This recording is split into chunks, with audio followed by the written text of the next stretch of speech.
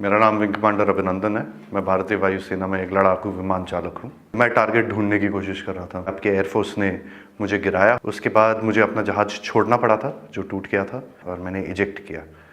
Eject करते ही उसके बाद जब मेरा पैराशूट खुला और जब मैं नीचे गिरा, मेरे पास पिस्तौल थी और लोग बहुत ज़्यादा थे और मेरे पास बचाव का सिर्फ एक ही साधन था। मैंने अपनी पिस्तौल गिरा दी तो मैंने भागने की कोशिश की।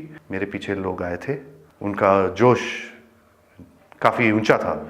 उसी समय पाकिस्तानी आर्मी के 2 जवान आए एंड उन्होंने मुझे बचाया वहाँ से। पाकिस्तानी आर्मी के एक कप्तान थे, वो आए, उन्होंने मुझे इन लोगों से बचाया, मुझे और कुछ होने नहीं दिया।